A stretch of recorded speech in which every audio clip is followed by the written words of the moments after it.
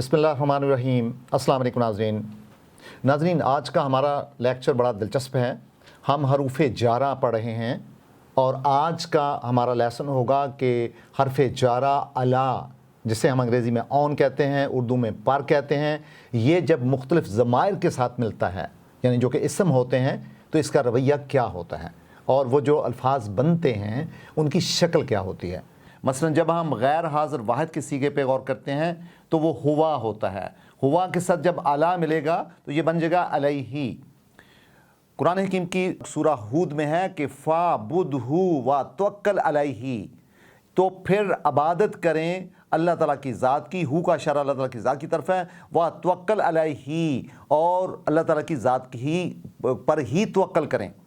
और यहाँ पे जो ही है इसका इशारा भी अल्लाह ताला की ज़ात की तरफ है। तो इसी तरह हम देखते हैं कि जब जमा का सीगा हो जाए गैर हाज़िर में तो हम उसको हम कहते हैं, और जब वो अला के साथ मिलेगा वो बन जाएगा अलैहिम। अलैहिम व मा अंता अलैहिम बेवकील, यानी कि रिसालत में आपको कहा जाता है कि आप इन लोगों पे वकील नहीं हैं। अलैहिम पे गौर करें, यहाँ पे यानी अला मिला है, गैर हाज़िर जमा का सीगा हम, और हिम बन जाएगा। चूँकि अला जहाँ आएगा हरफ जारा आएगा तो उसके यानी जो ज़मीर होगा उसके नीचे ज़ेर आएगी, उसके यानी कसरा हो जाएगा, उसका वो कसरा में चला जाएगा। इसी तरह जब हम जमा का सीगा मुअन्नस का होता है और अला के साथ मलाप होगा, और मसलन कुरान हकीम की आयत है सूरह बकरा में वलिर्रजाली अलैहिन्ना दराजातुन, यानी मर्दों के औरतों पे दर्जात हैं, हकूक़ हैं। अलैहिन्ना पे गौर करें, अला मुअन्नस का सीगा जमा का सीगा।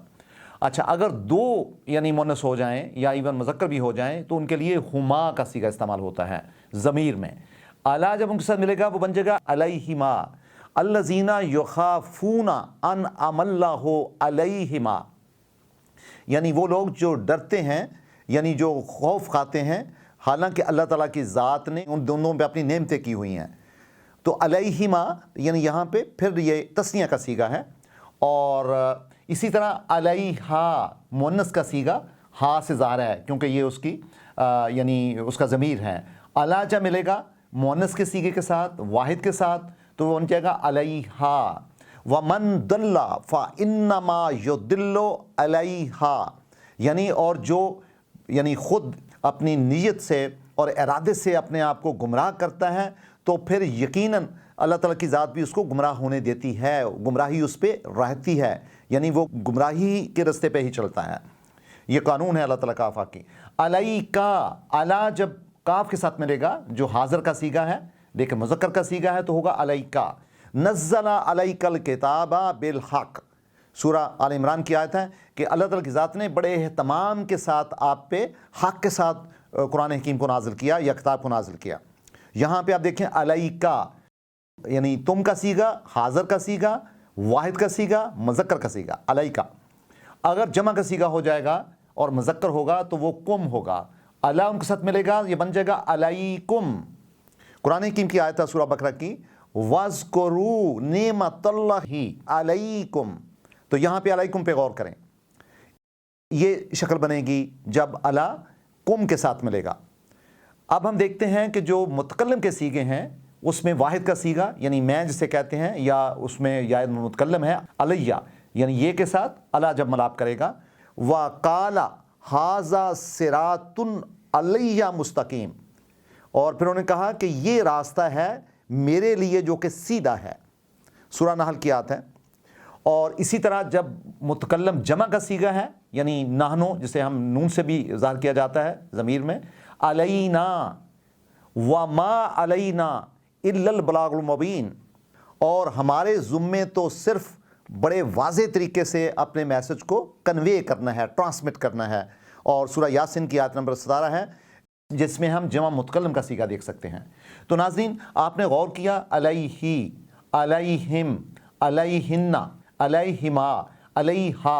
अलैका, अलैकुम, अलैया, अलैना। आप कुरान हकीम जब पढ़ेंगे जगह जगह आपको हर आयत में तकरीबन आपको इस मलाप का जो कि हरूफ जारा का और ज़माइर का मलाप होता है वो नज़र आएगा। और अगर आप इसकी कंस्ट्रक्शन को समझते हैं कि ये अल्फाज किस तरह बनते हैं और इनका मुआनी क्या होगा, تو آپ کے فہم میں اضافہ ہوگا، آپ آسانی سے قرآن حکیم کی آیات کو سمجھ سکتے ہیں۔ اب ہم دیکھتے ہیں کہ وہ کون سا قاعدہ ہے جس کے مطابق الا جو ہے وہ ضمائر کے ساتھ ملتا ہے۔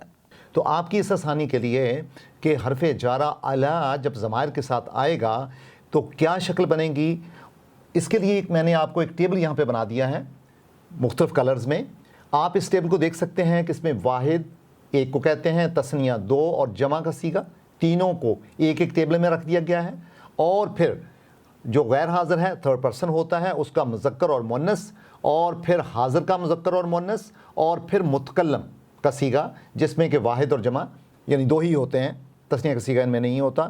یہ آپ کو ایک ٹیبل میں رکھ دیے گئے ہیں۔ اب ہم دیکھتے ہیں کہ تھرڈ پرسن کے جو دو پہلے ٹیبل ہیں اس میں اگر ہم دیکھتے ہیں ہوا جس کو کہتے ہیں ہی یا شی کو ظاہر کرتا ہے، اگر اس کے ساتھ الا ملتا ہے تو کیا بنے گا علیہ، اور اگر الا ملتا ہے ہما کے ساتھ یعنی دو غیر حاضر کے جمع مذکر کے صیغے تو یہ بن جائے گا علیہما، اور جب ہم کے ساتھ جسے ہم دے کہتے ہیں انگریزی میں یا وہ کہتے ہیں الا ملے گا تو یہ بن جائے گا علیہم۔ اب اگر ہم مؤنث پہ غور کریں، غیر حاضر کا تھرڈ پرسن کا مؤنث الا ہیا کے ساتھ ملے گا تو علیہا، اور اگر دو خواتین یا دو فیمیل ہو جائیں گی مؤنث ہو جائیں گی الا ملے گا علیہما، اور اگر جمع ہو جائیں گی مؤنث ہنہ کو کہتے ہیں تو الا ہنہ کے ساتھ ملے گا تو علیہن۔ پھر ہم دیکھ سکتے ہیں کہ اگر ہم حاضر کا صیغہ لیں مذکر کا انتا جسے کہتے ہیں یو، الا ملے گا تو بنے گا علیکا، اور اگر دو مذکر ہو جائیں اور حاضر کا صیغہ ہو انتما کے ساتھ الا ملے گا تو یہ بن جائے گا علیکما، اور اگر یو یعنی جمع کا صیغہ ہو حاضر کا انتم جسے کہتے ہیں الا ملے گا تو یہ بن جائے گا علیکم۔ اسی طرح اگر ہم حاضر کے صیغے یعنی سیکنڈ پرسن میں مؤنث کا صیغہ لیتے ہیں الا کے ساتھ الا پلس انتی علیکی، الا جب دو تثنیہ کا صیغہ ہو لیکن حاضر ہو مؤنث ہو انتما، الا جب ملے گا حرف جارہ تو یہ بنے گا علیکما، اور اگر حاضر میں مؤنث اور جمع کا صیغہ ہو تو الا و انتن یہ بن جائے گا علیکن، ٹھیک ہے۔ اسی طرح جب ہم الا انا کا صیغہ استعمال کرتے ہیں جس کا مطلب میں ہوتا ہے، متکلم کا صیغہ فرسٹ پرسن کا صیغہ الا کے ساتھ ملے گا تو بن جائے گا علیہ یعنی میرے اوپر، اور جب نحنو کے ساتھ الا ملے گا تو یہ بن جائے گا علینا یعنی ہمارے پر۔ تو ناظرین اگر ہم اس ملاب کو جو کہ حرف جارہ اور مختلف ضمائر کا ہے ہم اس کو ترجمہ بھی کرنے کی کوشش کریں تو یہ ہوگا علیہ یعنی اس پر، علیہما ان دونوں پر، علیہم ان پر یعنی آن دیم جسے ہم کہتے ہیں، اور علیہا اس یعنی مؤنث پر، علیہما ان دو مؤنثوں پر، دو جو مؤنثیں ہوں گی، اور علیہن یعنی ان خواتین پہ جو کہ غیر حاضر ہیں لیکن جمع ہیں